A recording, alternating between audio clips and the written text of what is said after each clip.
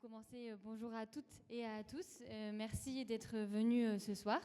Donc, avec les journalistes pour la nature et l'écologie, on organise cette deuxième table ronde dans le cadre des Jeudis de l'écologie. Donc, celle-ci est sur le dessalement. Elle s'intitule « Est-ce que la France en a besoin ?» Je vais passer la parole à Sarah qui va introduire la table ronde et nos intervenants. Merci Pauline Guibert, qui est donc ma consoeur et avec laquelle on travaille sur le dessalement depuis un peu plus d'1 an maintenant. Et c'est devenu une passion. C'est peut-être un peu bizarre d'être passionné par le dessalement, mais je crois qu'on n'est pas les seuls ce soir. Donc je vais introduire ce sujet, pas pour vous parce que vous le connaissez très bien, mais pour vous.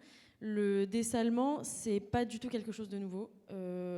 Ça existe depuis extrêmement longtemps, mais le dessalement qu'on connaît aujourd'hui, donc l'osmose inverse, qui est particulièrement utilisée de nos jours, elle a commencé progressivement à exister, on va dire. Il y a eu un tournant dans les années 60-70 avec une volonté à la fois de faire face à l'arrivée de certains stress hydriques dans certaines régions du monde, et aussi pour soutenir des croissances économiques et notamment touristiques dans les îles.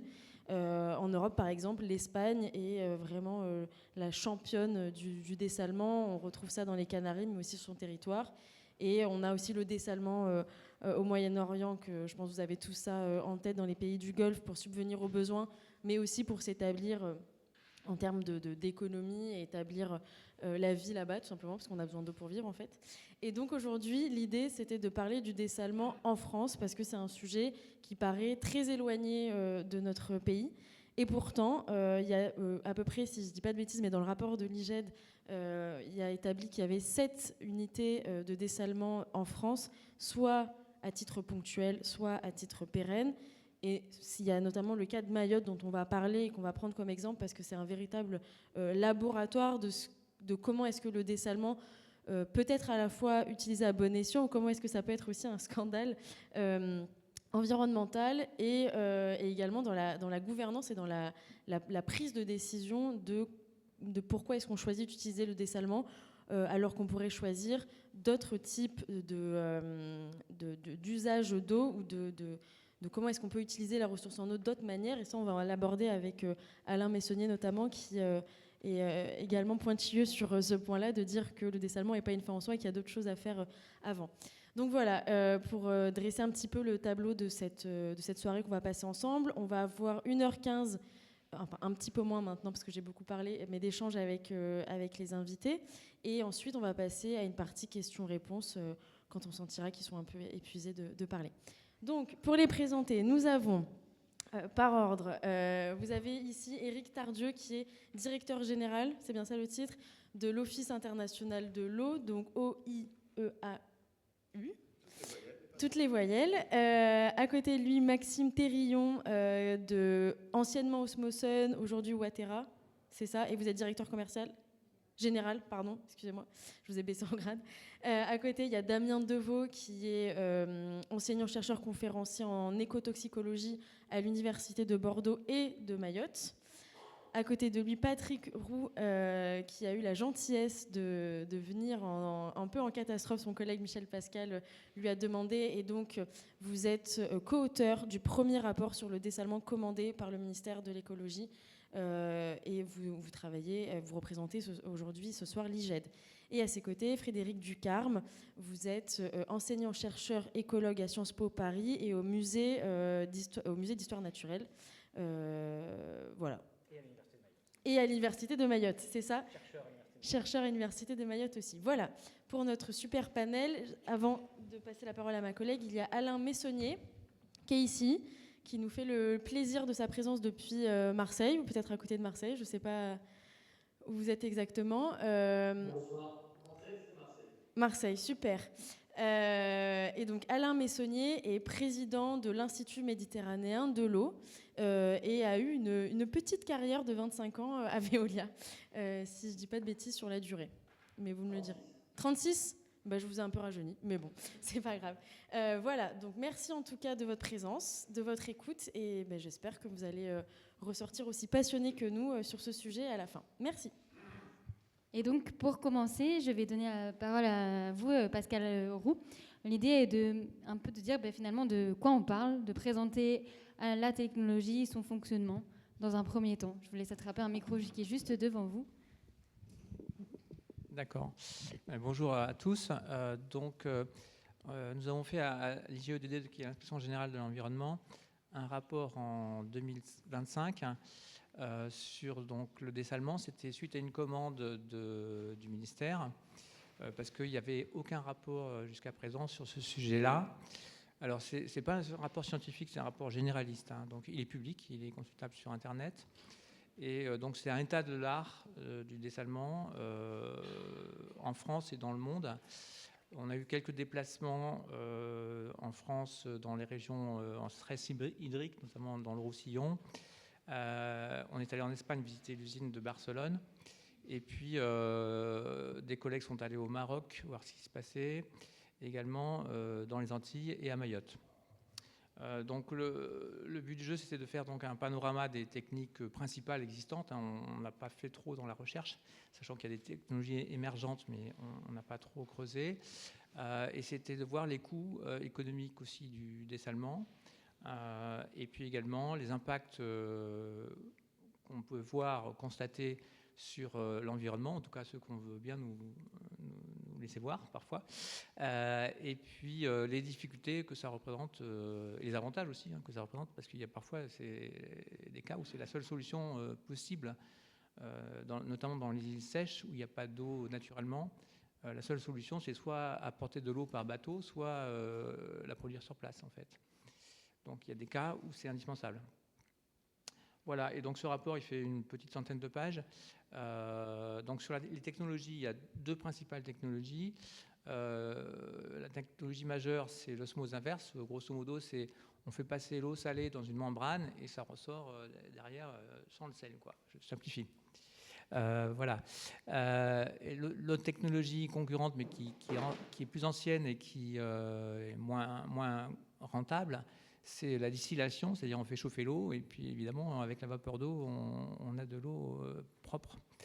Sachant dans tous les cas que cette eau qui sort de ces systèmes-là, il faut à nouveau la traiter parce que l'eau pure n'est pas buvable, enfin elle n'est pas bonne pour la santé.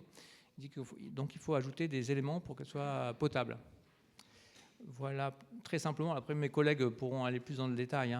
Dans les technologies émergentes, il y a notamment une société qui représente la technologie par le froid, c'est-à-dire qu'on congèle l'eau et puis avec la différence de poids, on arrive à séparer l'eau sans sel de l'eau salée. Il y a d'autres technologies aussi qui sont dans le rapport. Je vous invite à le lire parce que c'est vraiment, pour l'instant, elles ne sont pas économiquement rentables. Donc, en tout cas, de ce qu'on en connaît. À moins que quelqu'un arrive à faire une découverte fantastique, mais pour l'instant, on n'a pas su.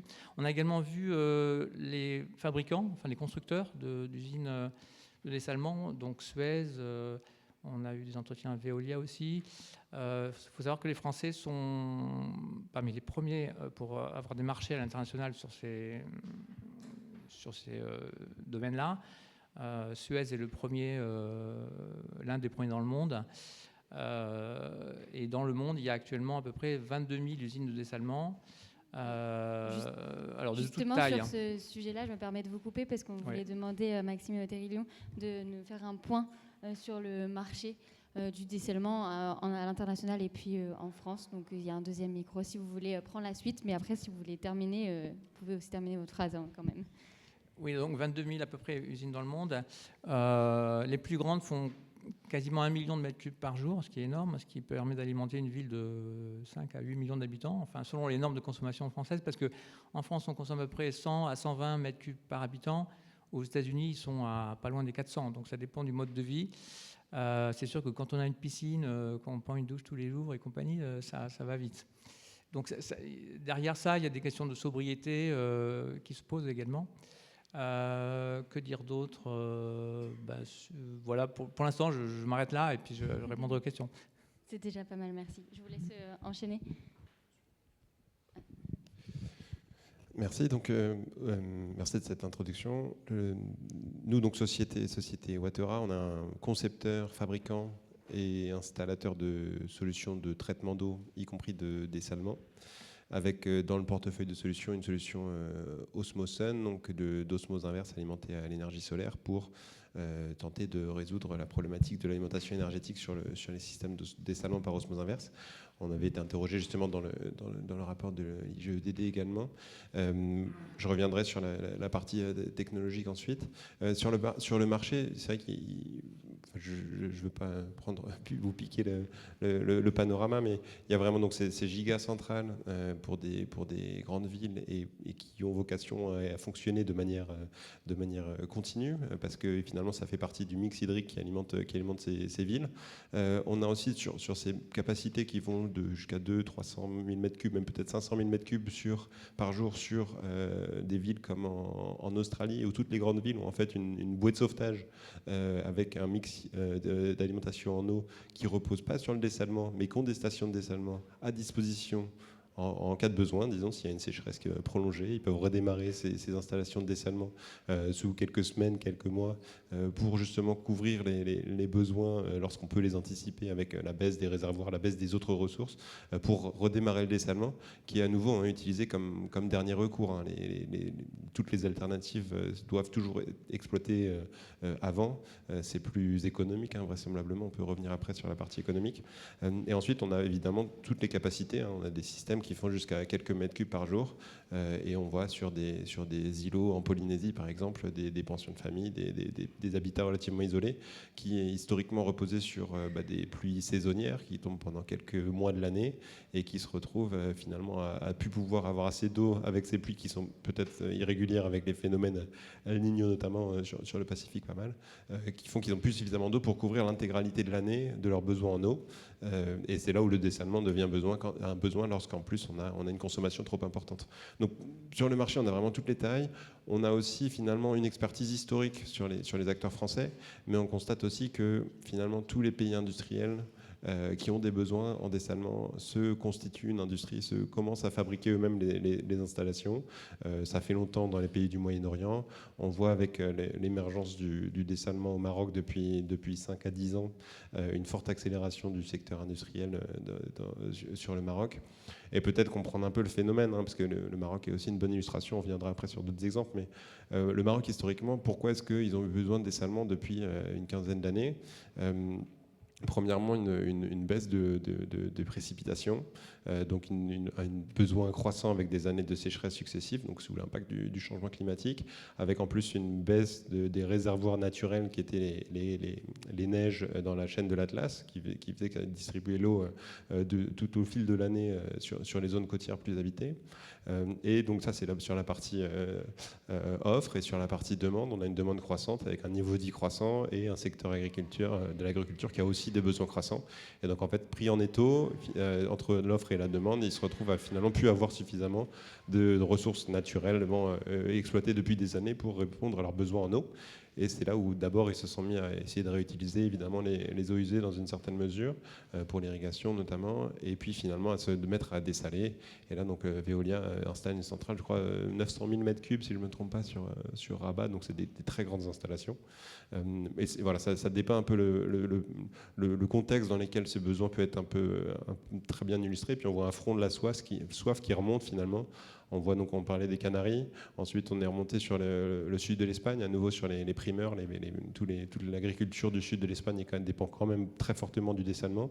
Et progressivement, même chose à Barcelone, l'usine a eu peut-être une quinzaine d'années maximum, elle avait été construite en secours initialement, ça avait vocation à faire le même usage que ce que je décrivais en Australie à l'origine, de dire elle sera là s'il y a des années de sécheresse importantes et on n'est pas besoin d'importer de tankers d'eau comme ça avait été le cas. Donc, pour résoudre le problème de l'alimentation en eau de l'agglomération.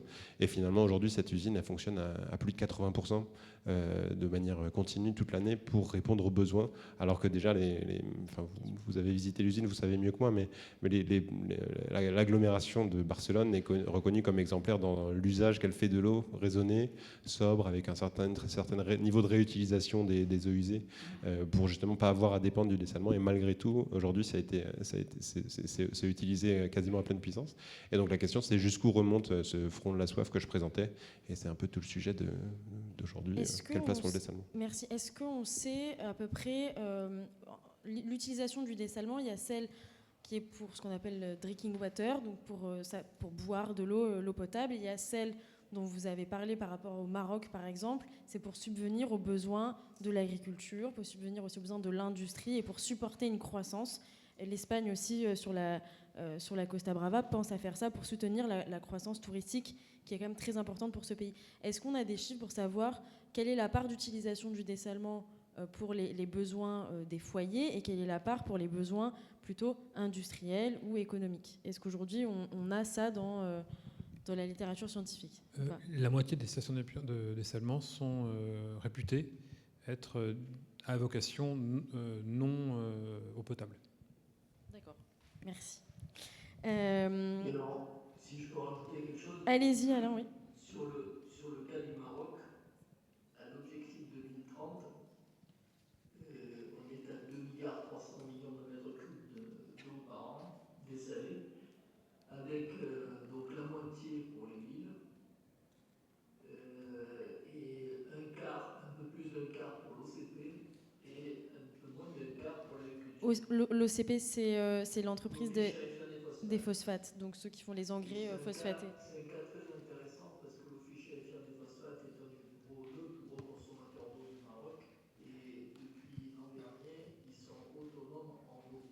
C'est-à-dire qu'ils ne prélèvent plus dans le milieu naturel, donc ils n'ont plus de conflit d'usage. Ils pourront en avoir un tout petit peu peut-être à l'avenir, parce que 30% de leurs besoins sont couverts par la réutilisation des eaux usées des 3 stations d'épuration des 3 villes minières, pour lesquelles ils ont signé des baux amphithéotiques avec les municipalités et l'État, et 70% du dessalement. Donc aujourd'hui, ne prélève plus dans le milieu naturel, ça veut dire que l'eau qu'ils pouvaient lever par le passé, maintenant est à disposition des autres usages. Donc il faut aussi voir que le dessalement permet aussi d'assurer d'autres usages, d'assurer donc une ressource en eau pour d'autres usages, notamment pour l'agriculture. En ce qui concerne les villes, on pourrait y revenir peut-être plus tard, mais je dirais il y a des stratégies pays, on pourrait y revenir, qui sont complètement différentes. Et en fonction des pays, il y a des stratégies différentes en termes de vie côtière, des villes, y compris des villes à l'intérieur. Comme tout à l'heure, on a cité le cas de Rabat, 800 000 mètres cubes le jour ou 900 000 mètres cubes le jour, c'est pas que pour Rabat ou Salé, hein, c'est pour Fès et Meknès. Donc c'est-à-dire une stratégie qui consiste à dire les villes vont être alimentées demain essentiellement, pas en totalité, mais essentiellement par le dessalement. Pareil pour Marrakech à partir de Casablanca. Voilà. Donc ça, par exemple, c'est une stratégie. La stratégie algérienne, c'est de dire le dessalement, c'est pour les villes côtières, mais 100%. Donc vous voyez, il y a des stratégies différentes en fonction de l'économie du pays, en fonction des priorités du pays. Comme il y a une priorité agricole importante au Maroc, on essaie de libérer le plus possible d'eau douce pour l'agriculture. Merci beaucoup, Alain. Et justement, j'aimerais passer la parole à Éric Tardieu pour parler des besoins, pour revenir en France et parler des besoins de la France en termes de dessalement. Aujourd'hui, quels sont nos besoins? Pourquoi est-ce qu'on commence avec ce rapport quand même qui ouvre la voie à ça, à s'interroger sur le dessalement, même s'il y a déjà des unités, on en a parlé. Mais quels sont les besoins? Quels sont les projets, les capacités? Est-ce que vous pouvez nous parler du cas français? Alain nous a parlé du cas plutôt maghrébin, et ça serait intéressant de voir, nous, aujourd'hui, quel est notre rapport au dessalement en France et nos besoins. Merci. Il faut dire d'abord, et j'y reviendrai, que la France est un pays globalement toujours riche en eau. Si on parlait du Maroc, on parlera, je dirais, un mot de l'Arabie Saoudite. Évidemment, on a des situations hydriques et climatiques complètement différentes. Et c'est un facteur déterminant pour expliquer le recours, ou pour le cas de la France, le non-recours ou le recours très faible au dessalement, sauf cas particulier. Néanmoins, il faut avoir en tête que le changement climatique nous rattrape, ou nous a rattrapés.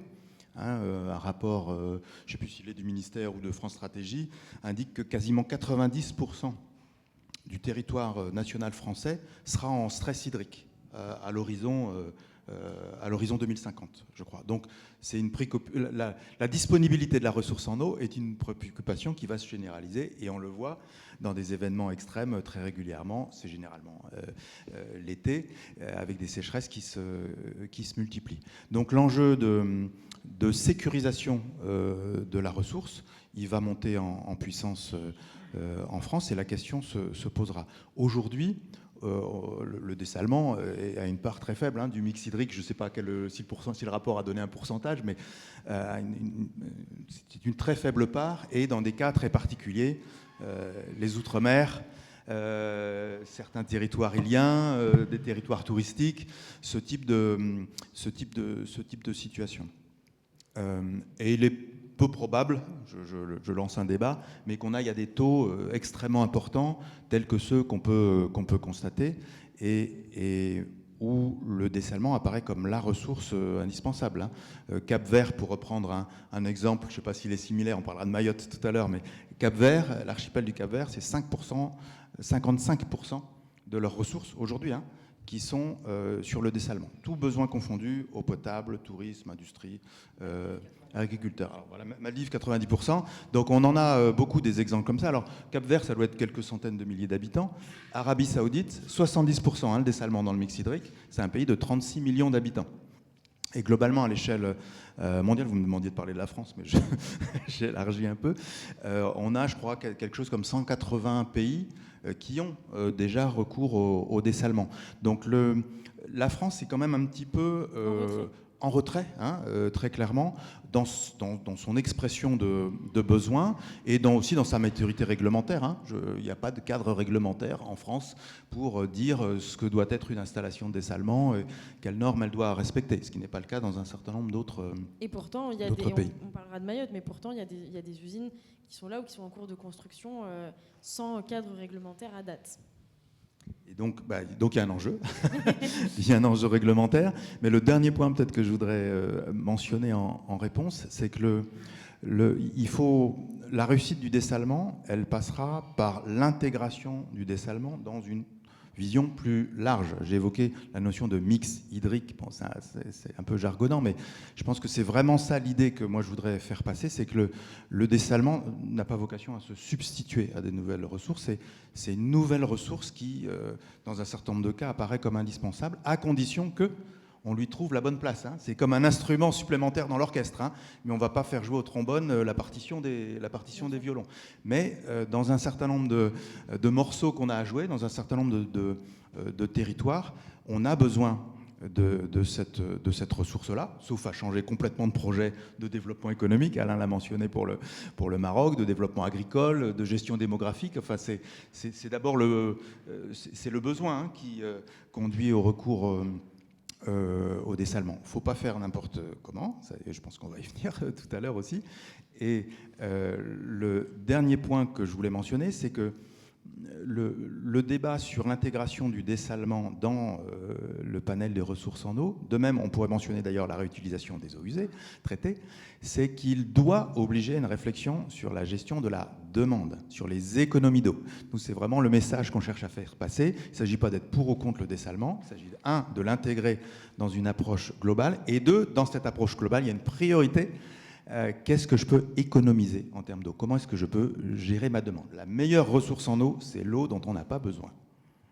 Merci. On va revenir sur le point du mix hydrique à la fin, pour essayer justement d'ouvrir aussi et de voir comment est-ce que le dessalement n'est pas la solution, mais une des solutions. Mais avant, on en a parlé plusieurs fois. Enfin, chacun, vous avez dit on parlera de Mayotte. Et ben c'est maintenant. On va parler de Mayotte. Et j'aimerais bien que vous passiez le micro à Damien Deveau pour nous présenter, pour nous parler de ce qui se passe à Mayotte. Je pense que vous êtes tous au courant de la catastrophe hydrique que Mayotte connaît quand même. C'est un département français qui n'a pas accès à l'eau potable comme nous et qui connaît des restrictions qui sont extrêmement lourdes. Et j'aimerais bien que vous nous parliez de cette usine qui est en cours de construction sur le site d'Ironie B.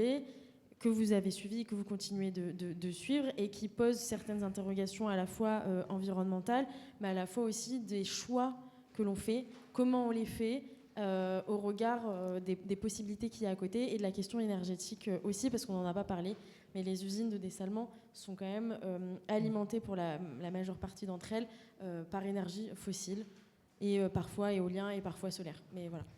J'ai 4 heures. Pas du tout. Voilà. En gros, pour faire très rapide, Mayotte effectivement est une île qui subit un stress hydrique permanent.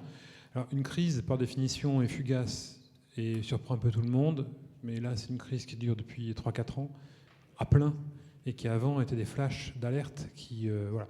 Fut un temps j'avais les cheveux longs, mais à force de ne pas pouvoir me laver les cheveux parce qu'il n'y avait plus d'eau au robinet, je les ai coupés.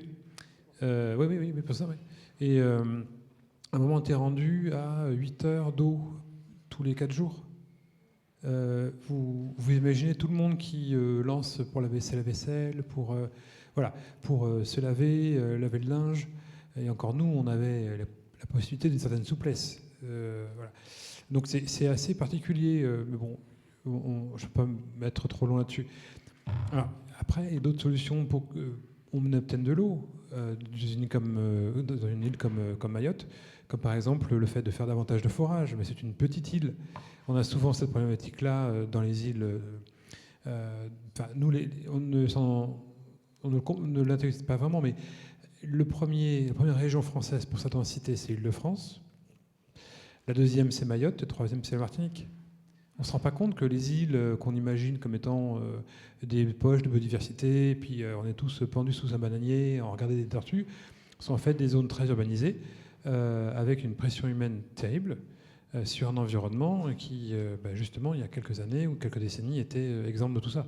Donc on est sur une volonté, une nécessité de fournir de l'eau à tout le monde. Alors les forages, on est limité par le nombre d'eau qui peut être capté sur une petite île. Forcément, c'est proportionnel à la surface et à la capacité de la roche, qui se trouve ne pas être exceptionnelle sur Mayotte. Donc les forages, on commence à voir un peu le bout, quoi. Et après, pareil, on ne peut pas transformer toute l'île en une succession de retenues collinaires, des barrages pour capter l'eau de pluie. Et puis après, il y a d'autres usages. Il faut nourrir les gens, il faut leur permettre de travailler, d'habiter, etc. Donc on est dans une situation assez complexe. Maintenant, le fait qu'on dessale sur Mayotte est une évidence. On n'a pas d'autre solution. Voilà. Il y a un rapport qui avait été fait en 2019-2020 qui faisait le tri de tout ce qu'on pouvait faire, la récupération des eaux usées, tout en étant le plus vertueux possible, on n'y arrivait pas. Donc le dessalement, qui est quand même vu avec un petit peu d'inquiétude par les écologues, pas le choix.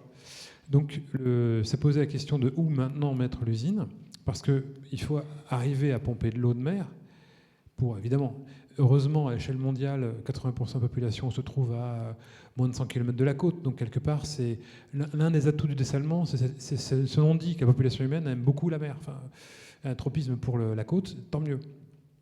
Parce que dessaler à Lyon, c'est compliqué. Donc, l'État a dû choisir un lieu où implanter une usine de dessalement. Et cette usine, j'ai fait partie des gens qui se sont creusés la tête, des quelques-uns quand même, et il y avait des choix, mais pas de bons choix, et puis avec des inquiétudes, avec énormément de bémols. Il faudrait connaître la courantologie, il faudrait choisir une technologie qui produise des gros volumes d'eau dessalée, mais légèrement dessalée. Enfin bref, les experts ont donné leur opinion, et puis après l'État a fait avec des contingences qui sont pas forcément celles des experts, et un choix a été fait d'une usine. C'est un emplacement avec la courantologie de Mayotte, autour du lagon, dans le lagon et autour du lagon, à l'époque n'était pas connue, ou avec des mailles tellement grossières que nous on avait dit prudence, grosse prudence. Et donc il y a une crise de l'eau, vous savez comment ça se passe, l'État est sollicité pour absolument donner une réponse à la population, et puis la réponse elle a été donnée rapidement. Oui, ça s'est fait dans le cadre, je précise, de ce qu'on appelle une procédure d'urgence civile, qui est mandatée par la préfecture. Enfin, c'est la préfecture qui impose ça. Et ce type de procédure-là, comme son nom l'indique, ça se fait dans l'urgence. Et donc, on squeeze totalement les études d'impact environnemental. On n'a pas l'obligation. En fait, de le faire pour pouvoir acter la mise en place de ce projet-là. Oui, et c'est important aussi, on va même élargir un petit peu le cadre, c'est que comme tout démarre sur le dessalement en France, on a un problème de... Comme c'est la première fois, ou les premières fois vont servir de modèle, et le risque, c'est que si c'est mal fait, ça serve un petit peu... les autres pourront continuer à mal faire. Bon, parce que oui, mais on a fait comme pareil sur Mayotte, alors pourquoi on changerait ? Bon, je fais exprès, parce que je suis écotoxicologue, donc ma psychologie veut que je vois le verre à moitié vide que le verre à moitié plein. Donc je fais attention à cette partie-là. Maintenant, Ironibé, c'est une zone avec des mangroves, envasée, mais très proche de Mamoudzou. Donc clairement proche d'un gros poste de besoin. Et c'est l'élément avec une canalisation bien placée. Donc c'est quelque part des raisons humaines, techniques, qui ont pesé lourd dans ce choix. Maintenant, assez rapidement, il y a des propositions alternatives qui ont été suggérées, mais j'allais dire, le coup était parti. Et ça a amené à vie personnelle un manque de communication assez lourd, qui aurait pu ou rassurer, ou permettre à l'État de se dire, oui, effectivement, on va se reprendre un petit peu. Et il y a eu, du coup, des associations qui se sont élevées contre la situation, en craignant plusieurs choses. Déjà que Ironibé ne puisse pas bien fonctionner, parce qu'un secteur vaseux, pour dessaler, vous pompez de l'eau boueuse, les filtres derrière, ils n'aiment pas. On avait des inquiétudes sur l'énergie. À Mayotte, on a le même problème d'énergie que pour l'eau. Une croissance du besoin de plus 5% dans les deux cas. Et puis derrière, des coupures d'électricité qui inquiètent de temps à autre. Et avec des aspects qui sont propres à Mayotte. C'est-à-dire que pas de lumière à la nuit, dans un pays où l'insécurité est dans le fond psychologique de tout le monde, ça peut être mal toléré. Donc, après, il y avait l'eau boueuse, l'énergie, et après l'impact environnemental. Oui, j'aimerais bien après qu'on passe le micro à Frédéric Ducarme sur cette question-là. Merci beaucoup, Damien, d'avoir fait cet état des lieux, d'avoir un peu remis dans le contexte ce qui s'est passé à Mayotte, parce que c'est extrêmement dense, il y avait beaucoup de choses à dire, donc je vous remercie d'avoir essayé de condenser tout ça. J'aimerais bien que vous nous parliez effectivement des répercussions sur la biodiversité, des répercussions environnementales de l'usine d'Ironibé. Mais quand on a échangé il y a quelques jours, vous m'avez aussi parlé de votre expérience aux Maldives, et vous m'aviez envoyé, malheureusement je ne peux pas vous les montrer là parce que sinon on ne verrait plus Alain, mais des photos assez édifiantes d'une espèce de bouche qui sort dans un récif corallien de rejet de saumure comme ça au large des Maldives. Donc vous avez une sacrée expérience en tout cas de terrain sur la question des répercussions environnementales, du dessalement. Juste, j'aimerais que vous nous en parliez un petit peu, et j'aimerais aussi que vous nous parliez de la question de la concertation publique, parce que c'est un point aussi qui est très important. Il y a eu des scientifiques qui se sont quand même... vous en faites partie, on dit on pense que des populations locales, des associations, tout ça c'est pas pris en compte, c'est fait avec une procédure d'urgence, voilà. Et puis c'est comme ça, et on verra plus tard, j'ai l'impression, après on fera les comptes un peu plus tard, c'est comme ça que les choses en tout cas elles sont vécues. Donc est-ce que vous pouvez nous parler de ça ? Oui, alors je vais commencer par le premier point qui est le point environnemental, parce qu'effectivement, comme on l'a très bien dit, une usine de dessalement, ça produit de l'eau éventuellement potable. Très bien, en fait ça produit pas que ça. Ça produit même surtout autre chose, et surtout, parce que en fait, vous avez, en gros, pour schématiser, deux tuyaux, un tuyau avec de l'eau qui part pour les usages humains, puis un autre tuyau avec, là, alors on ne rejette pas directement du sel solide comme dans votre salière, on rejette de la saumure, c'est-à-dire une eau qui est saturée en sel, une eau ultra saline, et qui va être rejetée. Et on en produit des quantités énormes. On produit, alors c'est variable, j'ai pas retrouvé exactement de données là-dessus, mais l'estimation de ce qu'on produit en saumure par rapport à ce qu'on produit en eau, j'ai vu du 50-50 dans ces eaux-là. Ça dépend en fait des usines et technologies, je pense. Voilà.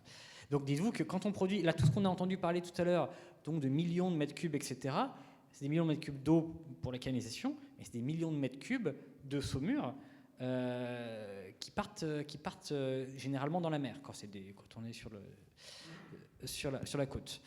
Alors, si vous êtes sur la côte ouest du Maroc, si vous faites un tuyau qui fait plusieurs centaines de mètres, voire quelques kilomètres, qui relâche au large en plein dans le courant de l'Atlantique avec des marées et tout, généralement votre saumure, elle va se dissoudre dans l'océan et provoquera pas forcément de dommages. Par contre, si vous êtes en Méditerranée, où là il y a très très peu de courant, ou suivant les endroits, il peut y avoir un plateau continental assez long, typiquement en Italie, où parfois il y a très peu de fond sur des centaines de kilomètres. Là, votre saumure peut rapidement saturer le milieu et augmenter significativement la quantité de sel dans le milieu. Et si en plus il n'y a pas de renouvellement de l'eau, donc pas de marée, pas de courant, en plus une mer qui est déjà assez salée, la Méditerranée, il peut y avoir des problèmes. Là où ça commence vraiment à être grave, en Méditerranée, on observe déjà des effets. C'est très important sur notamment les prairies sous-marines de Posidonie. Les Posidonies ont des besoins, enfin plutôt une niche écologique en termes de salinité qui est extrêmement précise, à tel point qu'il n'y a pas de Posidonie au Maroc, parce que le Maroc subit trop l'influence de l'Atlantique, qui n'a pas exactement la même salinité que la Méditerranée, et donc ça suffit à ce que la Posidonie ne puisse pas pousser. Donc vous voyez, là on parle vraiment de plusieurs décimales après la virgule. Imaginez si vous avez une grosse usine de dessalement qui produit de la saumure en permanence par millions de mètres cubes, là, la Posidonie c'est terminé. En Méditerranée, pour l'instant, les quelques grosses usines, ça va être effectivement celle de Barcelone. Il y en a peu et c'est des bonnes usines. Par contre, dans le Golfe Persique, qui est aussi une mer un peu fermée comme la Méditerranée, où là il y a toutes les plus grosses usines du monde, là il commence à y avoir des problèmes énormes et très peu d'études écologiques. Et c'est ça le problème, c'est qu'on sait en fait que c'est en train vraiment de vitrifier toute la vie marine, mais ces pays-là veulent surtout pas que des plongeurs aillent mettre leur nez là-dedans. Donc il y a peu d'études environnementales qui sont faites. Et sachant que le sel, ça on ne se rend pas compte, parce que le sel c'est un produit naturel, vous en mangez tous les jours, vous avez même besoin d'en manger. Mais c'est aussi un poison, vous pouvez vous empoisonner au sel. C'est pas le meilleur moyen de se suicider, je pense, c'est un peu pénible, mais on doit pouvoir y arriver. Mais surtout, c'est un des pires poisons qui soit pour les animaux aquatiques, enfin pas que pour la vie aquatique en général. Vous pouvez faire le test chez vous, hein, si vous avez, je sais pas, une petite mare avec des grenouilles, n'importe quoi. Vous amenez 1 kilo de sel, de gros sel, vous mettez dedans, en quelques heures, il n'y a plus rien, c'est terminé. Plantes, animaux, et même au niveau des bactéries, hein, vous avez une eau qui est vraiment stérilisée. Il restera quelques archées extrémophiles si vous avez de la chance. Il y a quelques algues aussi qui tiennent ça. Mais voilà, c'est la mer morte. Et donc le problème, c'est que là, actuellement, le Golfe Persique est en train de se transformer un peu en mer morte, du fait de toutes ces usines de dessalement, et puis ils n'arrêtent pas d'en construire. Donc c'est vraiment le risque qu'il y a. Et donc c'est pour ça qu'on évite généralement de faire des usines de dessalement qui rejettent dans des bassins fermés ou semi-fermés. Et à Mayotte, là on est vraiment sur le cas le plus caricatural, parce que Mayotte est une île entourée par un lagon. Donc c'est magnifique, il y a une barrière de corail tout le long comme ça, somptueuse, qui fait la gloire de ce territoire. Le problème, c'est que c'est une barrière. Donc l'intérêt, c'est qu'à l'intérieur d'un lagon, c'est pour ça que c'est très beau, hein, c'est comme en Polynésie, le lagon brise les vagues. Donc à l'intérieur, c'est très calme. Vous n'avez pas de courant, vous n'avez pas de vagues, c'est merveilleux. Oui, sauf que si vous rejetez de la saumure dans un lagon fermé comme ça, et bien forcément, c'est comme respirer dans un sac. Parce qu'en plus, votre usine, là, l'usine telle qu'ils la conçoivent, elle pompe et elle rejette dans le même bassin fermé. Donc vous pouvez essayer chez vous, respirer dans un sac plastique. Au début, vous allez vous dire, ça marche vachement bien, pourquoi personne n'y a pensé avant moi ? Et très vite, vous direz des choses beaucoup plus colorées, et puis au bout d'un moment, plus rien du tout. Donc là, c'est un peu le risque en fait qui se pose, parce que c'est le seul cas, alors je parle sous contrôle de spécistes, je crois que c'est le seul cas que j'ai trouvé actuellement d'un projet d'usine de dessalement dans un lagon fermé. Donc moi, j'ai travaillé aux Maldives, où là, les Maldives, c'est 2000 îles, dont 200 habitées. Chaque île, c'est toute petite île, c'est que du sable, ça retient très peu l'eau, donc presque chaque île habitée a sa propre station. C'est une toute petite station de dessalement. Et c'est ce qui a permis le développement de ce pays, parce que c'est un pays qui, jusque dans les années 80, on disait ne pouvait pas se développer parce qu'il n'y a pas d'eau. Et quand sont arrivées ces technologies-là, ça a permis le développement d'une part d'un peu d'agriculture et surtout du tourisme. Donc les îles-hôtels, en fait, c'est une centrale de dessalement avec un hôtel autour. Ce qui permet d'avoir des piscines, des douches, des machins comme ça, ce qui était impensable aux Maldives il y a encore 50 ans. Mais eux, ils ne pompent jamais ni ne rejettent jamais d'eau dans les lagons. Ils ont plein de lagons fermés, ils en ont plus de 2000. Mais à chaque fois, c'est à l'extérieur. Et c'est des tuyaux, alors pas assez longs, et d'ailleurs, c'est pour ça que j'avais envoyé des photos. Il y a quelques tuyaux, en fait, qui passent juste, c'est vraiment une canalisation, quoi, qui fait quelques mètres, et le tuyau s'arrête là. Et là, on voit qu'autour du tuyau, on voit déjà le panache de Saumur. Donc ça fait une eau qui est très trouble, souvent un peu sombre, parce qu'il y a aussi les eaux usées avec. Évidemment, là, tout le corail meurt autour. Et quand il y a un courant continu, dans le sens où le courant amène le panache, évidemment que tout le corail meurt, même si là, c'est des toutes petites unités. Mais dès qu'on parle d'unités qui sont pour des grosses villes ou carrément des territoires comme Mayotte, et là, les dommages peuvent être vraiment énormes. Et c'est vrai qu'on ne se rend pas compte que le sel, en fait, est un polluant catastrophique, alors qu'on le prélève dans le milieu naturel et on le remet dans le milieu naturel. Simplement, c'est la concentration qui fait le poison. C'est comme la terre. La terre aussi est un terrible polluant marin. Les Antilles et Mayotte sont bien au courant. Donc, il y a parfois des pollutions. On peut polluer avec des produits naturels, et vraiment le sel en fait partie. Donc, c'est pour ça qu'il y a un vrai risque quand les conditions ne sont pas réunies pour que l'évacuation et la dissipation du sel soient optimales. Merci beaucoup. Au regard de tout ce que vous venez de dire, j'aimerais bien que vous passiez le micro à Patrick Roux à côté. Parce que comment ça se fait qu'il y a si peu de littérature scientifique alors que on discute de tout ça, on a l'impression quand même qu'on est assez au fait des conséquences environnementales quand les choses elles sont pas faites correctement, parce qu'on le disait tout à l'heure en préambule, le dessalement c'est parfois, c'est nécessaire et on peut le faire correctement.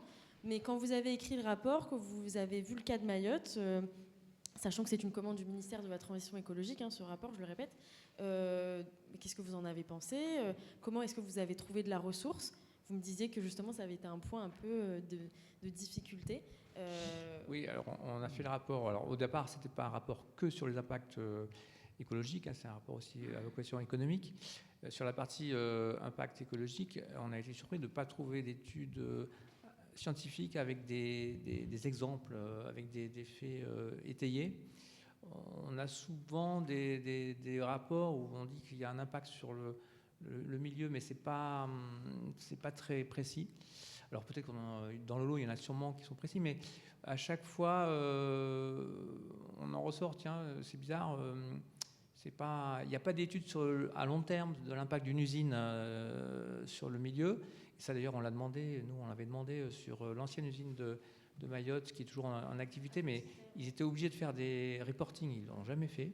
Donc normalement, ils ont eu un PV, mais bon, on verra. Et donc, ce qui manque, c'est ce monitoring, cette surveillance en continu de l'impact des rejets sur le milieu. Et du coup, on a un peu de mal à se faire une opinion. À Mayotte, on y sommes allés.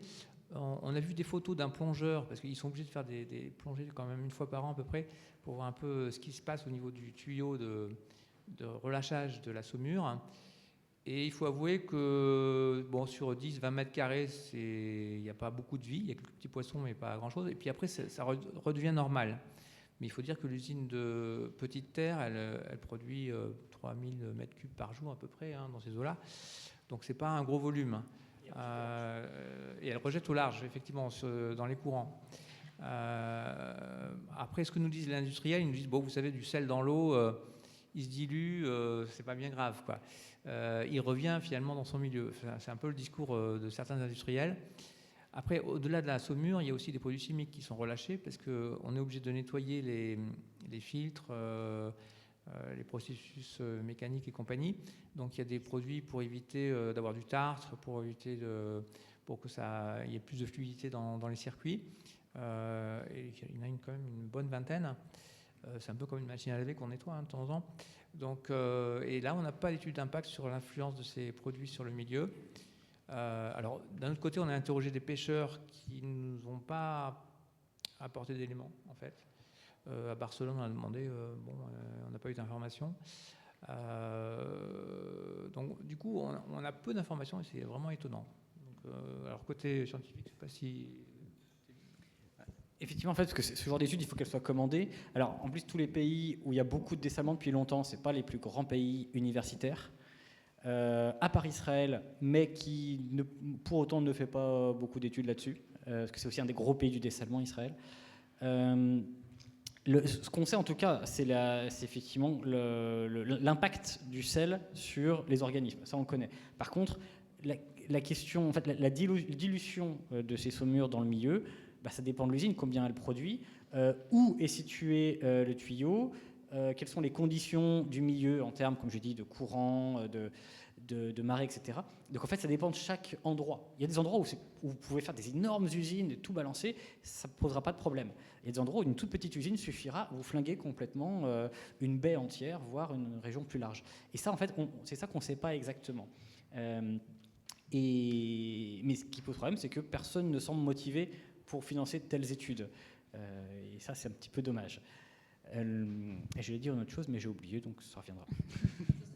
Ça sera pour après. Merci. Et ça me permet d'enchaîner justement, peut-être poser la question à Maxime Thérillon en tant que du coup, exploitant de petites usines de dessalement. Comment est-ce que vous vous intégrez et est-ce que vous arrivez, est-ce que vous les intégrez, ces enjeux dont on a parlé par rapport à la saumure, le coût énergétique important et environnemental et au rejet de produits chimiques? Est-ce qu'il y a des solutions qui existent? Comment est-ce que vous traitez ces sujets-là? Alors peut-être un premier point, on est concepteur, fabricant et installateur, on n'exploite pas directement les systèmes de dessalement. C'est une nuance qui a son importance, mais disons que sur la partie impact environnemental d'une unité de dessalement, c'est vrai qu'avec la solution Osmosun, l'objectif était vraiment d'essayer de résoudre les deux problématiques associées au dessalement. Évidemment, l'alimentation en énergie, avec, donc peut-être on n'a pas du tout parlé, hein, juste une parenthèse, disons que le dessalement, c'est en fait avant tout de l'énergie, c'est entre 3 et 5 kWh pour un mètre cube. Ça peut même aller plus haut, mais ça ne peut pas aller plus bas. Ça veut dire qu'il faut cette puissance énergétique pour alimenter un système. L'innovation de la société Osmosun était de l'alimenter un système directement à partir des panneaux solaires, en autonomie complète et sans batterie, donc pour pouvoir fonctionner dans justement des zones isolées où ce seraient des problématiques importantes et où l'alternative serait un générateur diesel avec une alimentation du coup en énergie très carbonée. Et accessoirement également aussi beaucoup plus compétitive. Ce système alimenté à énergie solaire, ça a une certaine limite dans la mesure où il faut justement alimenter avec cette puissance électrique importante. Et sur Mayotte, dont on parlait tout à l'heure, il y a des grosses problématiques foncières. Sur les Maldives, c'est exactement la même chose. Il faut des surfaces pour mettre des panneaux solaires qui sont très importantes pour couvrir l'intégralité de la consommation énergétique du système de dessalement, en plus du fait qu'il n'y a pas de soleil la nuit. Donc il faudrait une autre source d'énergie pour alimenter la nuit. Sur des petits systèmes, on peut considérer qu'on peut produire sur la journée, stocker en hauteur pour une distribution gravitaire. Sur des volumes dont on parle ici, c'est beaucoup plus compliqué. Ça, c'est pour la partie vraiment plutôt énergétique. En fait, la manière dont le sujet est traité, c'est une problématique de dessalement, c'est une problématique du mix hydrique, donc la réflexion sur l'intégralité des sources en eau qui sont utilisées pour un territoire. Et la partie énergétique, c'est le mix énergétique dont on parle avec le verdissement du mix énergétique, le plan pluriannuel d'investissement dans les énergies renouvelables, etc., que chaque pays finalement mène. Donc ça, c'est finalement un sujet que le dessalement, les experts du traitement d'eau ont pas adressé directement, hormis justement sur des niches très ponctuelles de besoins à très faible échelle. Sur la question des réactifs, des rejets, donc sur les rejets, effectivement, les taux de conversion, donc à partir de 100 litres d'eau de mer, les gros systèmes vont faire 50 litres d'eau de mer, 50 litres de saumure.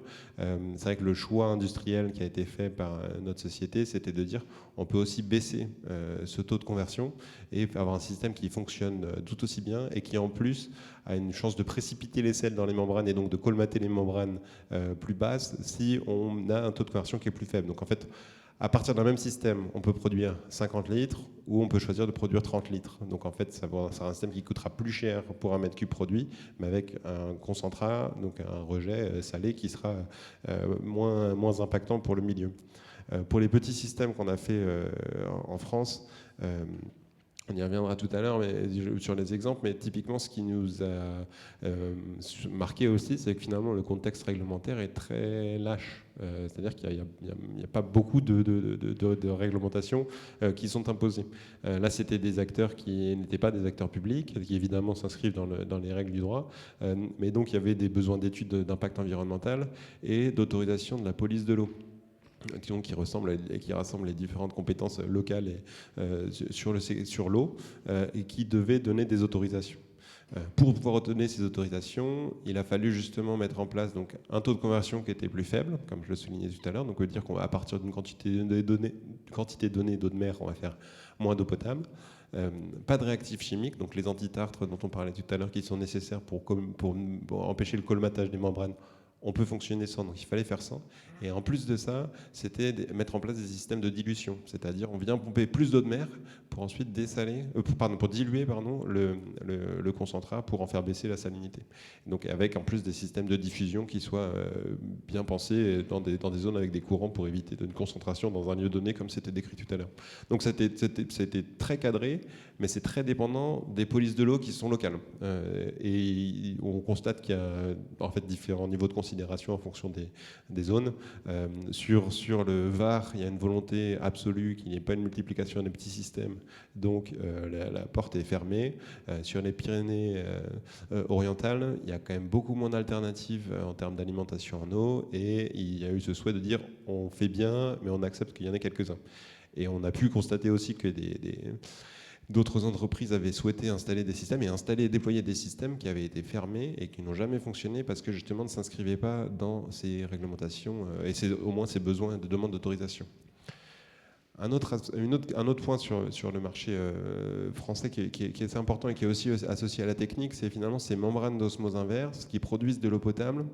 C'est de l'eau qui, en France, n'est pas considérée comme potable.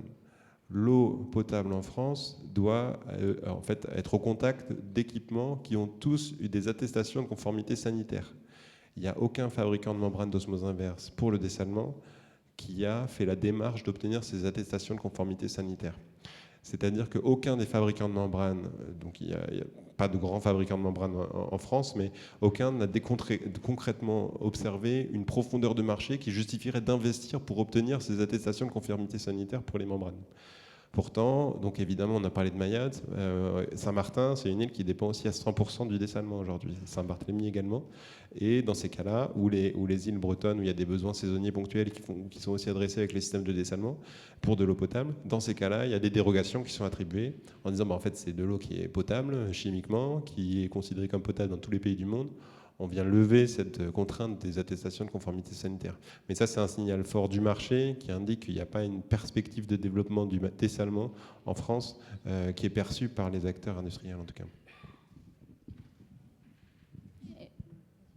Oui, merci. Je voulais juste passer la parole à Damien Devaux sur parce qu'on parlait un peu on a commencé à parler des solutions.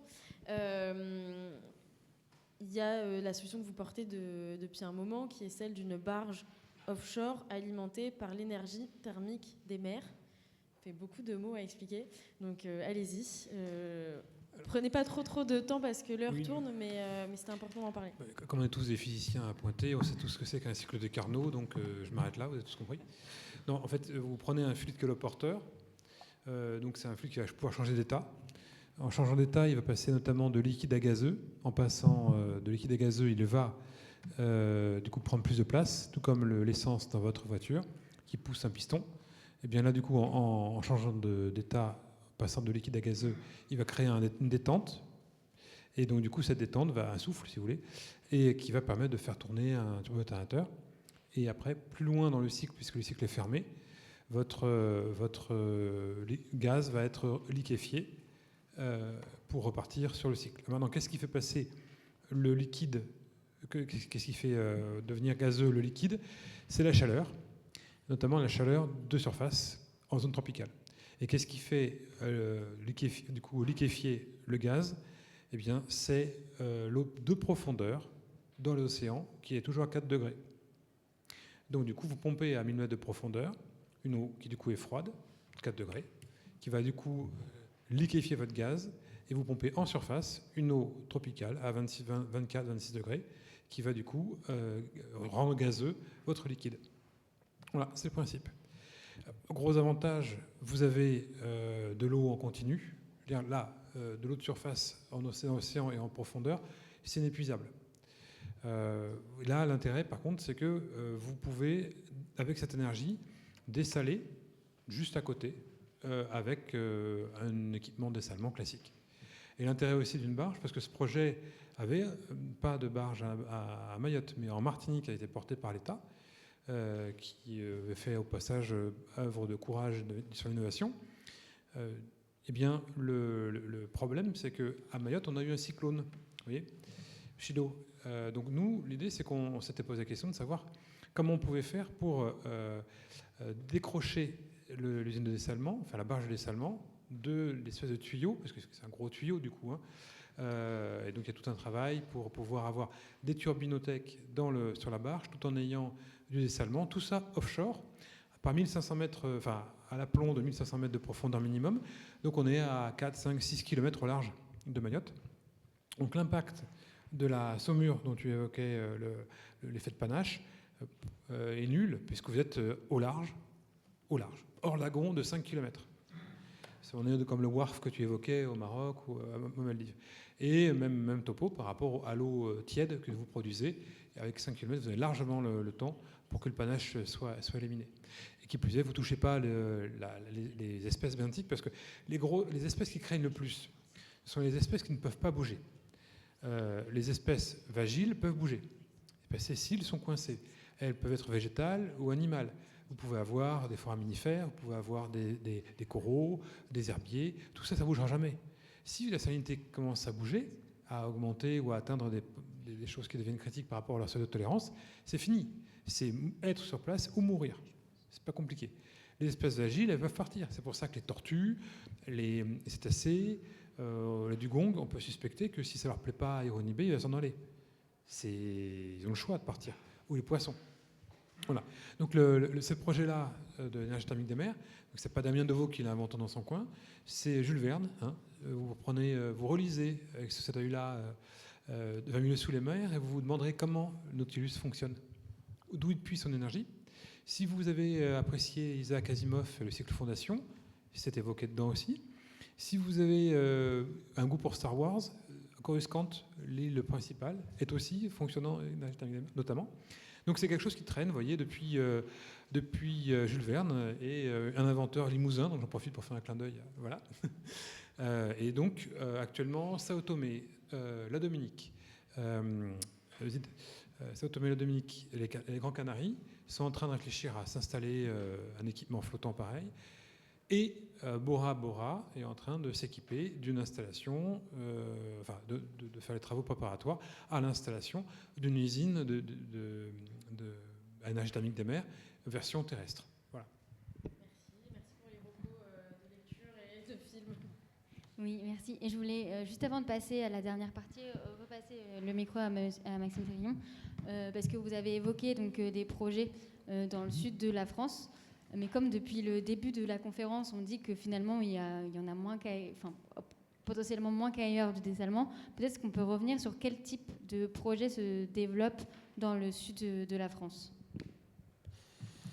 Alors peut-être commencer par rappeler ce qu'on disait tout à l'heure, qu'il n'y a pas de problématique hydrique structurelle en métropole aujourd'hui, mais c'est aussi parce qu'il y a eu de l'ingénierie pendant des décennies qui nous ont amené à penser qu'aujourd'hui, ce n'est pas un sujet.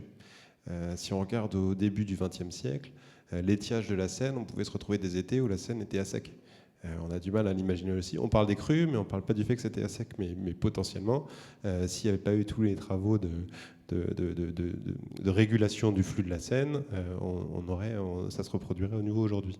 Ça, c'est peut-être pour l'illustration ici localement, mais sur l'échelle du territoire où il y a plus de problématiques de ressources en eau, c'est surtout que la côte du littoral méditerranéen notamment, il y a avant tout des systèmes ingénieux justement de stockage dans les Alpes et de distribution sur la côte et sur le littoral de toute la Méditerranée, avec, et ça on ne le sait pas forcément, des conduites qui vont depuis le Rhône jusque Béziers, il me semble, avec des réflexions pour les prolonger, pour justement alimenter les zones où il n'y a pas de grands fleuves, il y a moins de relief, donc moins de retenue collinaire, et donc peut-être placer le niveau de discussion à l'échelle du bassin versant, parce que la gouvernance de l'eau en France est conçue au niveau du bassin versant, mais c'est vraiment à cette échelle-là qu'elle se réfléchit. Une fois qu'on a placé le cadre comme celui-ci, peut-être la réalisation du potentiel besoin de revoir cette ingénierie. Il y a vraiment eu un électrochoc en 2022 avec la sécheresse importante et le gouvernement a réagi avec le plan eau en 2023 qui vise avec ambition de mettre en avant la réutilisation des eaux usées au maximum. La sobriété et la réutilisation des eaux usées. Il est important de souligner que ce rapport ne mentionne absolument rien sur le dessalement. Donc la priorité avait été mise sur réutiliser les eaux usées. Réutiliser les eaux usées, ça veut dire sur la côte, en fait n'importe où, prendre les eaux grises, les eaux noires, même potentiellement pour on va en parler juste après. Pardon, c'est pas le moment tout de suite, d'accord. Mais allez-y, je laisse. Mais donc, reprenons sur l'électrochoc. L'électrochoc au niveau des autorités, ça a été de dire on fait un plan pour faire un déploiement intelligent, et on reviendra sur ce plan tout à l'heure. À l'échelle des utilisateurs, ça veut dire conflit d'usage, restriction. Et en l'occurrence, les sollicitations qu'on a eues, nous, industriels, elles ont été de la part d'acteurs sur la côte qui se sont vus considérés comme non essentiels et à qui on demandait de couper l'eau finalement. Et de ne plus utiliser l'eau malgré les besoins de leurs utilisateurs. En l'occurrence, les premiers à nous avoir sollicités, c'était les ports de plaisance. Parce qu'ils ont des clients qui ont les moyens d'avoir des beaux bateaux et dont ils veulent prendre soin. Et c'est aussi pour rappeler aussi l'importance de la difficulté d'entretenir des équipements qui sont en contact de l'environnement marin. C'est-à-dire qu'il faut les nettoyer à l'eau douce régulièrement, faire tout le carénage des bateaux, etc. C'est des usagers qui ont des besoins assez importants et qui sont sur la côte et qui sont venus vers nous en disant on subit des restrictions d'eau. Est-ce qu'on ne peut pas trouver une solution en allant simplement produire à partir de l'eau qui est à proximité juste ici? C'est comme ça qu'on a été amené à installer quelques petits systèmes selon les modalités que je décrivais tout à l'heure. Et là, c'est pour peut-être la transition. Déjà, il y avait un certain nombre de contraintes pour les implantations. Ça n'a pas été possible partout. Il y a beaucoup de cas de figure où, finalement, ils ont choisi, et dans tous les cas de figure, ils ont choisi de dire ce qu'on va faire avant tout, c'est réutiliser les eaux de carénage. C'est-à-dire, lorsqu'il n'y a pas de coupure d'eau, au lieu de les traiter, parce qu'en fait, ça collecte tous les éclats de peinture, toutes les particules. C'est nous qui est assez crade et qu'il est interdit de rejeter à la mer directement. Donc il y a déjà des stations de traitement sur les petits ports de plaisance pour rejeter, donc filtrer l'eau pour la renvoyer à la mer. Donc là, ce qu'ils ont la plupart demandé de faire, c'est de dire cette eau, elle est pré-traitée pour être renvoyée à la mer. En fait, au lieu de la pré-traiter pour la renvoyer à la mer, on l'a pré-traitée pour la traiter un peu plus finement, pour la réutiliser en entrée. Et donc c'est exactement ce que la plupart des ports font actuellement, de dire le dessalement, c'était bien dans l'urgence, mais en fait, et c'est la logique économique qui s'applique, se dire c'est quand même peut-être un peu moins cher de réutiliser les eaux usées. Étant entendu que le dessalement répond à un autre besoin qui est celui de la sécurisation, c'est-à-dire s'il y a des coupures d'eau, on ne peut pas réutiliser s'il n'y a plus rien à l'entrée, parce qu'il y a forcément des pertes. Et donc, dans ce cas-là, en général, les projets, c'est réutilisation plus un tout petit système de dessalement, mais ce n'est pas les mêmes capacités que lorsque c'était pour répondre à 100% des besoins des ports. Donc voilà sur les besoins qu'on a vus en France. Et donc, c'était sur le contour méditerranéen, mais surtout du côté des Pyrénées-Orientales. Et puis... Mais à l'échelle du public, c'est vraiment pas ce qui est mis en avant aujourd'hui. C'est vraiment aujourd'hui d'abord sur la côte, même chose, c'est question de pré-traitement des stations d'épuration. Au lieu de renvoyer les eaux pré-traitées dans l'estuaire et directement en mer, ça va être de dire on va affiner le traitement pour les renvoyer. À Argelès, par exemple, ça a été fait pour l'irrigation des cultures avec un accord qui a été fait. Donc c'est un modèle économique qui est parfaitement pérenne. C'est de dire on va ajouter ce petit traitement qui coûte finalement pas très cher par rapport au prix de l'eau que sont prêts à payer les agriculteurs pour sécuriser leur production. Et même chose donc sur Saint-Cyprien où il y avait déjà en l'occurrence un réseau d'eau secondaire qui avait été installé dans cette ambition de dire on va faire des eaux usées traitées dans les années 90. Il y avait un coup de frein sur le sujet avec les scandales des sangs contaminés où la France avait été plutôt pionnière sur tous les traitements d'eau, puis s'est dit oula, attention, il faut quand même faire attention parce que ça peut être des impacts importants sur la population. Donc il y avait un réseau d'eau qui était inutilisé dans toute l'agglomération de Saint-Cyprien et qui a été donc utilisé pour distribuer ces eaux usées traitées avec donc des usages qui ne soient pas des usages pour de l'eau potable, mais pour le nettoyage de la voirie, pour le nettoyage des voitures, pour l'irrigation des espaces verts. Et tout ça, c'est justement, bon, je suis passé quand même sur le sujet du plan eau, mais c'est la mise en place du plan eau avec un certain nombre d'arrêtés qui autorisent progressivement d'autres usages des eaux usées traitées. Parce que c'était interdit, progressivement on a autorisé pour la voirie, pour l'agriculture, voilà, il y a un élargissement parce que techniquement ça existe. Il y a des villes où 50% de l'eau, c'est les eaux des égouts qui sont retraitées et fonctionnent, mais pas en France. Mais c'est possible et techniquement c'est parfaitement possible de faire de l'eau potable comme ça. Merci beaucoup. Vous avez fait une parfaite transition avec la dernière partie de cette table ronde qui ouvre le débat à OK, on doit dessaler, mais il y a plein d'autres choses à faire juste avant. Et j'aimerais passer la parole à Alain Messonnier, puisqu'on était concentré sur la côte méditerranéenne. Justement, vous avez commencé à parler du mix hydrique, des zones non conventionnelles. On en avait parlé ensemble, Alain, quand on préparait cette table ronde, et vous aviez énormément de choses très intéressantes à dire sur le sujet, qui concerne cette côte méditerranéenne française, qui est quand même extrêmement exposée au stress hydrique. Et notamment on parlait des Pyrénées orientales, qui est aussi une région particulièrement touchée. Donc qu'est-ce que vous pouvez nous dire de ce qu'il est possible de faire avant d'aller vers le dessalement en termes de réadaptation? Quelle réadaptation on peut avoir auprès de la ressource en eau pour essayer de faire face aux sécheresses à venir? Alors bon, c'est une sacrée question. Hein. Bah oui, mais vous avez 10 minutes. La première chose, c'est qu'il ne faut surtout pas homogénéiser la côte méditerranéenne. Surtout pas, parce que tout à l'heure ça a été dit, en ce qui concerne la Provence par exemple, heureusement qu'on a construit de grandes retenues d'eau, de grands barrages, parmi les plus grands de France, Serre-Ponçon sur la Durance et Sainte-Croix sur le Verdon, qui permet à cette région d'être à l'abri, bien que consciente des difficultés, hein, parce qu'on va vers une disparition des glaciers, donc un changement de rythme de réserve d'eau, et notamment pendant l'été. Donc ça, c'est des choses qui sont bien anticipées, bien étudiées, à la fois par la région, par l'agence d'eau, par EDF, par les gros utilisateurs, le canal de Provence, les grandes villes, etc. Tout le monde est bien concerné. Et aujourd'hui, on est à l'abri. Sans ces barrages, Marseille n'existerait pas. Et en 1850, on a des étés à 10 litres par jour et par habitant. Donc aujourd'hui, on est un peu plus de ce qui a été annoncé. Les 120 litres, c'est ce qui s'est réalisé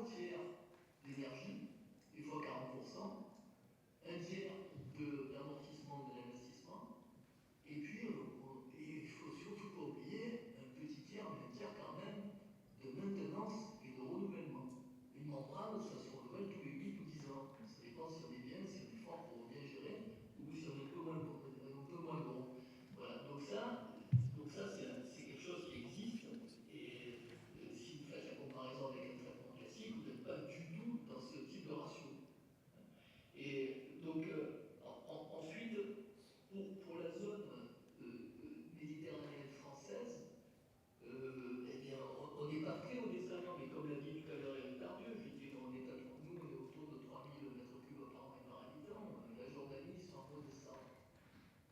Et si on était à moins de 100, il y a longtemps qu'on aurait fait le dessalement. Si on n'avait pas fait les barrages qu'on a conçus dans les Alpes, on ferait de l'eau dessalée à Marseille, on se poserait moins de questions.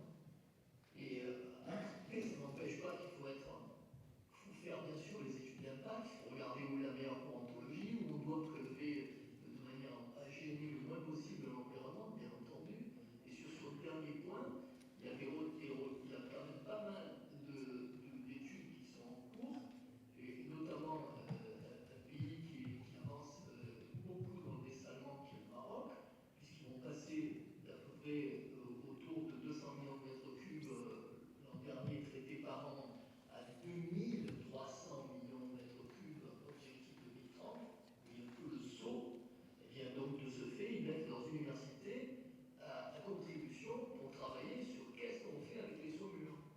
Aujourd'hui, ça reste en laboratoire, mais aujourd'hui, il y a notamment l'université Polytechnique Mohamed VI qui travaille sur ces sujets avec les financements de l'Office chérifien des phosphates sur comment justement on peut retirer d'une part les produits chimiques, parce que ça a été dit très justement d'ailleurs, l'enjeu numéro 1 c'est les produits chimiques. Le sel c'est un enjeu en fonction du site où on va rejeter. Nos amis espagnols de Barcelone, ils mélangent avec une partie de la station d'épuration qui n'est pas réutilisée des eaux traitées, ils mélangent avec la saumure pour diluer la saumure dans la Méditerranée. Il y a plusieurs possibilités qui existent. Et puis, qu'est-ce qu'on fait du sel et comment on peut éventuellement valoriser ce sel à l'avenir. Ça représentera aussi des investissements, mais au moins on protégera mieux le milieu naturel. Voilà, je pense aujourd'hui, avec l'énergie et Il vous reste 30 secondes, Alain. le point sensible, et encore une fois, au Maroc, on va assister très prochainement à l'inauguration d'une station de dessalement à Dakhla, dans le sud du Maroc, qui est 100% alimentée par l'énergie éolienne. Et entre parenthèses, on n'a pas parlé d'eux, et moi j'ai découvert récemment d'ailleurs que c'était une des grandes entreprises françaises qui fait du dessalement, c'est Engie. Moi je pensais qu'ils faisaient de l'énergie, mais ils font aussi beaucoup de dessalement, et notamment dans les Pays Golfe. Et donc ils vont également alimenter à 100% cette station qui va être à 80% pour l'agriculture, pour la production sous serre, et 20% pour le secours de l'alimentation de la ville de Barbare.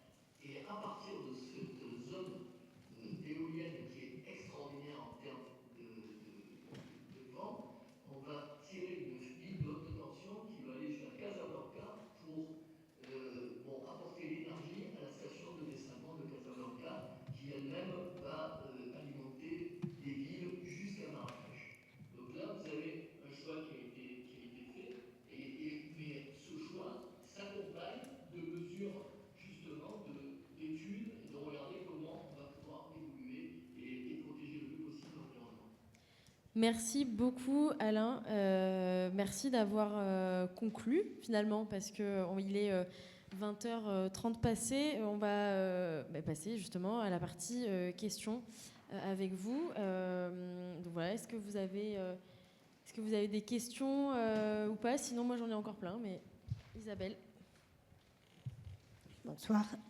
On a parlé des rejets de saumure, on n'a pas parlé du réchauffement des océans. Et j'imagine que si on a quelques usines de dessalement, ça va aller.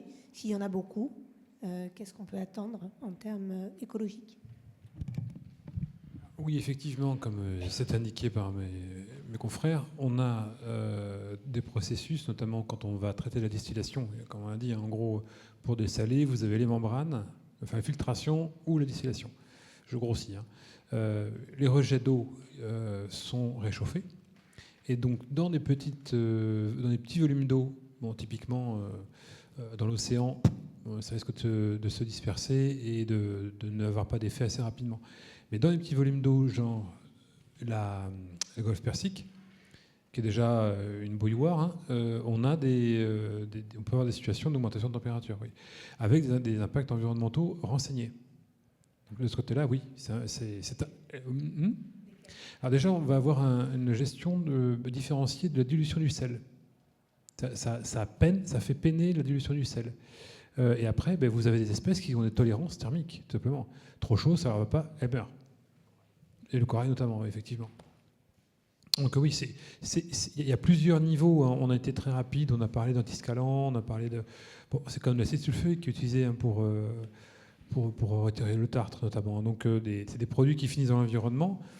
Puis vous avez aussi des techniques qui peuvent permettre de protéger un peu. Par exemple, on a l'impression que c'est juste un tuyau d'entrée, un tuyau de sortie, mais le tuyau, on peut le mettre sous les plages pour que l'eau qui est pompée soit une eau la plus propre possible, parce que sinon derrière, il faut à l'entrée que vous mettiez des produits, ne serait-ce que dès avant la station de dessalement, vous allez avoir besoin de commencer à traiter au chlore, par exemple.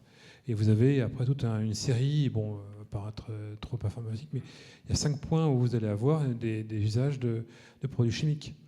Donc, puis après ça sort, et plus le volume est petit au bout, plus vous avez un problème, quoi. Merci. Oui. N'hésitez pas, là je voudrais quand même agiter que l'impact principal en matière de réchauffement du dessalement, c'est l'énergie qu'on utilise pour fonctionner l'installation. L'impact carbone, l'impact sur le réchauffement climatique de l'installation, c'est l'un des sujets centraux en matière d'intégration environnementale. C'est pas du tout le même selon que c'est alimenté par des panneaux photovoltaïques, je ne vais pas faire de la pub pour mon voisin, ou des éoliennes, Alain évoquait le Maroc, ou une centrale à charbon ou du pétrole. Hein. Donc c'est là l'enjeu énergétique et l'enjeu d'intégration environnementale globale du dessalement, il est principalement sur l'origine de l'énergie utilisée pour appuyer sur les membranes, parce que vous avez compris qu'il fallait appuyer quand même fort. Et je précise aussi qu'il peut y avoir aussi un autre problème, c'est qu'on voit bien avec Hormuz que ça passe ou ça passe pas, quoi. Les détenteurs d'hydrocarbures peuvent appuyer sur le bouton, oui, non, vous avez pas. Quand vous avez une île comme Mayotte qui a des problèmes diplomatiques, puisque rappelons que les Comores considèrent que Mayotte est une île qui lui appartient, et si à tout hasard les Russes et les Chinois s'entendent bien avec les Comoriens, et les bateaux de guerre russes ou chinois peuvent se mettre à tourner autour de Mayotte, et il y aura une prime de risque à tout le moins pour faire venir un tanker sur Mayotte. Donc, et aussi derrière ces questions d'eau, très immédiatement, il y a une question de souveraineté. Pas hydrique en l'occurrence, mais c'est aussi pour ça que des solutions vertes et bleues, bon, j'en pense une en particulier, mais évidemment, mais pas que la mienne, j'allais dire, tout ce qui est vert et bleu, par définition, est souverain. Personne ne va mettre des nuages libérément sur les panneaux photovoltaïques de mon voisin. Personne ne va aller fermer le vent. Voilà. Donc, derrière toutes ces questions-là d'énergie, se posent des questions de verdissement, d'une façon générale, de la puissance, mais derrière aussi je fais ça chez moi et personne ne peut venir me l'enlever. Merci. Et accessoirement, regardez un petit peu ce qu'ont visé les drones iraniens. Beaucoup de stations de dessalement. Est-ce qu'il y a d'autres questions, réflexions ?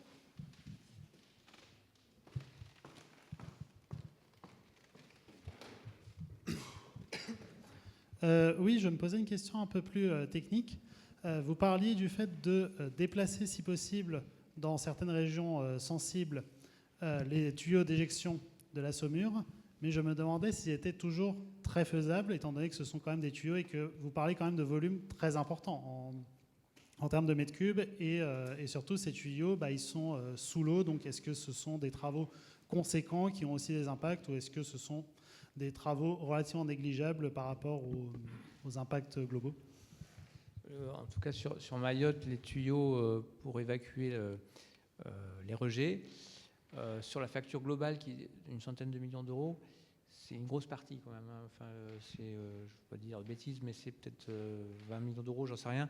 Et ils avaient chiffré pour passer sous la barrière de corail, et ça atteignait des sommes telles qu'ils ont renoncé. Donc c'est vrai que c'est coûteux. Et puis après, il y a la maintenance, donc il faut nettoyer régulièrement. Donc c'est un coût. Du coup, l'importance de tout ça, c'est le choix du site d'abord. Et ce qu'on retient de Mayotte, finalement, c'est qu'il ne faut pas raisonner dans l'urgence. C'est d'une manière globale, hein, il faut planifier tout ça longtemps à l'avance. Il faut que ce soit cohérent avec les ressources, avec les besoins. Et le problème de Mayotte, c'est que même si ça fait longtemps que ça dure, à chaque fois, il y a une décision dans l'urgence.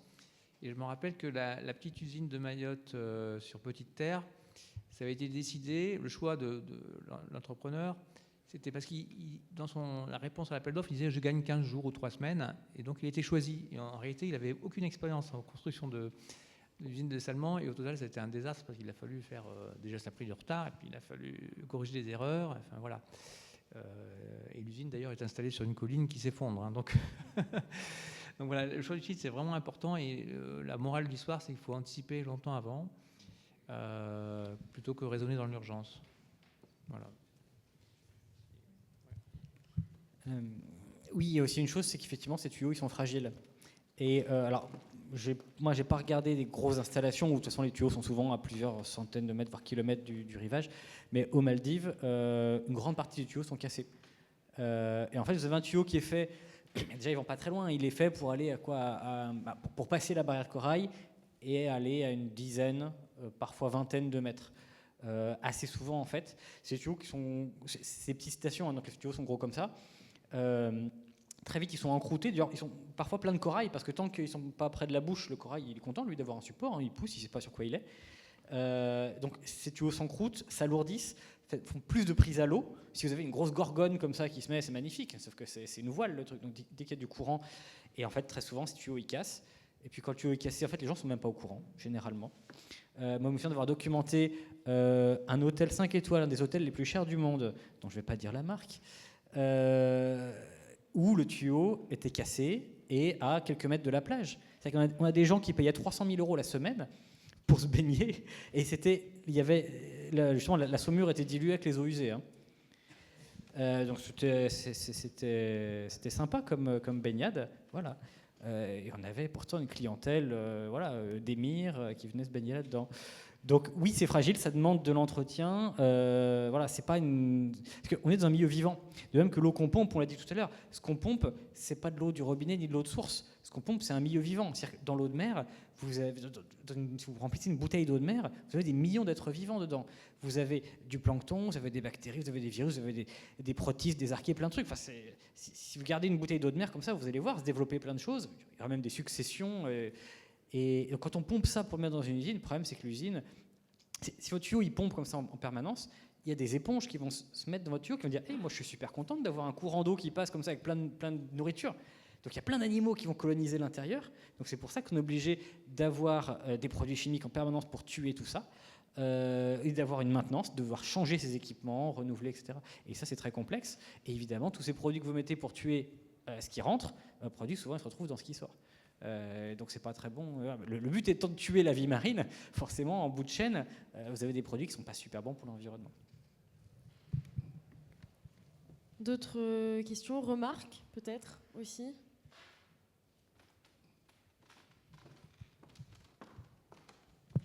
Oui, bonjour, j'ai une question concernant la réglementation. Si j'ai bien compris, l'exemple développé par le monsieur de Waterra Osmoson, n'importe quel acteur privé peut venir vous contacter pour vous demander d'installer une unité de dessalement. Donc, si tel est le cas, les rejets, eux, sont bien communs, supportés par la collectivité. Donc, comment tout cela est-il encadré ? Donc, il est dans son bon droit de venir nous demander. Donc, nous, on peut lui expliquer qu'il faut qu'il s'inscrive dans le cadre de la législation. De la même manière qu'il faut un permis de construire pour construire un bâtiment. Il fait des autorisations de prélèvement, de rejet, des études d'impact. Il y a quand même un parcours du combattant. Il faut être motivé quand même pour n'importe qui. C'est pas à la portée de tout le monde, disons, de mener à bien les démarches. Et surtout, c'est pas autorisé pour tout le monde. Ça, c'est quand même la première chose. Et la deuxième chose, comme je le citais, c'est que les personnes qui auraient choisi de court-circuiter tout ce parcours d'autorisation se retrouvent à avoir investi dans des équipements qui ne peuvent pas fonctionner. Et ça, c'est ce que je citais sur un autre cas aussi en Pyrénées-Orientales, où le système a été inauguré en grande pompe et fermé une semaine après. En fait, c'est le préfet qui, au niveau local, qui donne les autorisations, et l'ARS qui contribue, qui donne son avis, donc l'autorité régionale de santé. Et il y a une directive européenne qui dit que quand l'eau est destinée à l'eau potable, il faut respecter certaines normes de qualité. Et si ces normes ne sont pas respectées, on ne peut pas utiliser l'eau pour boire, en tout cas, enfin pour des usages ménagers. Donc il y a quand même une réglementation européenne plus qui est déclinée donc, au niveau français, dans chaque État membre, hein, d'une manière générale, qui est quand même assez, c'est pas très lâche. Enfin, on peut pas dire qu'elle soit lâche. Simplement, il n'y a pas de réglementation spécifique aux usines de dessalement aujourd'hui. Et dans notre rapport, on a préconisé d'utiliser une grille de réponse à un besoin d'usine de dessalement avec tout ce qu'il y a à faire, de façon à ce que les services de l'État, qui n'ont pas beaucoup d'expérience, parce qu'il y en a très peu en France, sachent quoi demander aux opérateurs qui veulent en installer. Donc il y a quand même une réglementation, même si elle n'est pas hyper précise parfois. Et c'est vrai que sur la partie étude d'impact, ça pourrait être amélioré. Voilà.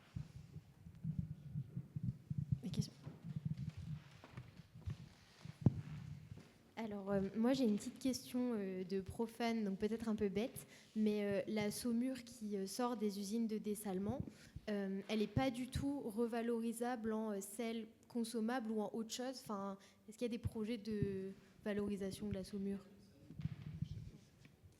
Déjà, ce qu'on peut dire, c'est que si c'était valorisable, il y aurait longtemps que ça aurait été fait, parce que tout ce qui est rentable, en général, les gens se précipitent dessus.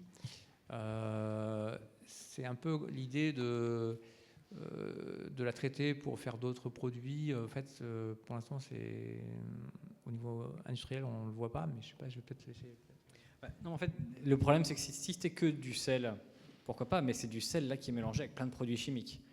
Donc il faudrait séparer l'un de l'autre. Et puis le sel, c'est pas un produit avec une très très haute valeur. Enfin, un kilo de sel, vous pouvez aller à l'épicerie en bas, c'est pas très cher. Donc c'est pas forcément d'une part très intéressant. Et surtout, on produit en plus des volumes monstrueux, qui fait que si on voulait stocker, en fait, on dépasserait très vite la demande. Ça coûterait trop cher d'un point de vue logistique. Et ce serait que du sel le plus bas de gamme, ce serait du sel d'épandage. Bon, et évidemment, quand vous êtes en Arabie Saoudite, exporter du sel d'épandage pour la Norvège, c'est pas un business. Et fondez votre entreprise, hein, je veux pas vous. Mais voilà. Mais après, par contre, quand même, on a un enjeu. Ce qu'il faut, la notion de déchet est toujours un échec intellectuel. Quand on considère que quelque chose est un déchet et qu'on balance comme ça, que ça n'a pas de valeur, le pétrole a longtemps été un déchet. Peut-être qu'un jour on trouvera justement une application industrielle qui a besoin de très très gros volumes de saumure, et alors là ce sera un mariage somptueux. Mais presque c'est des tels volumes quand même qu'on ne veut pas non plus avoir ça sur Terre en fait, hein. Parce que le sel c'est aussi très très toxique si ça s'infiltre. Donc c'est pour ça qu'on essaie de l'évacuer le plus vite possible. Mais si on peut trouver une application industrielle, ce serait génial. Je sais qu'au niveau des énergies maintenant, ils commencent à faire des histoires d'énergie avec le sel. Mais... Allez-y, Maxime. Effectivement, c'est pas économiquement viable d'aller extraire le sel. Techniquement, c'est possible. Il y a des solutions qui existent, mais ça coûte extrêmement cher. Il y a en revanche un axe de recherche que peut-être vous connaissez qui s'appelle brine mining, donc aller faire du minage des minerais qu'on peut trouver dans ces concentrats, parce qu'ils sont déjà concentrés. Et pour des minerais qui coûtent extrêmement cher à aller exploiter, ça peut avoir le coût d'aller les sortir. Aujourd'hui, c'est pas viable à nouveau économiquement, mais c'est des axes de recherche qui, pour des minerais qui valent plus cher que le sel, peuvent avoir le coup. Ce qui pousse la recherche dans ce sens-là, c'est beaucoup les législations des grands pays miniers, parce que les pays miniers vont avoir des besoins de traitement, notamment avec des systèmes d'osmose inverse comme pour le dessalement, qui vont concentrer des fluides qui vont potentiellement être riches en ces minerais, et avec des législations qui interdisent de rejeter ces concentrats avec des minerais. Donc d'où l'intérêt de dire on va en fait faire ce qui s'appelle zéro rejet liquide, pour avoir justement uniquement des rejets solides. Et après, c'est la même question que pour les stations d'épuration, hein. Qu'est-ce qu'on fait des bouts d'épuration? Voilà, il y a toujours des rejets dont il est difficile de trouver la solution parfaite. C'est ce que je vous disais tout à l'heure dans le cas du Maroc, justement, et celui qui s'en occupe aujourd'hui et qui investit là-dedans, c'est justement le minier. Donc c'est l'Office chérifien des phosphates pour justement, aujourd'hui on le sait, c'est pas rentable, mais en laboratoire on arrive à ressortir du germanium, des borates, du lithium, etc. Et donc c'est un sujet sur lequel beaucoup, aussi dans les pays du Golfe, investissent. Engie aussi investit dans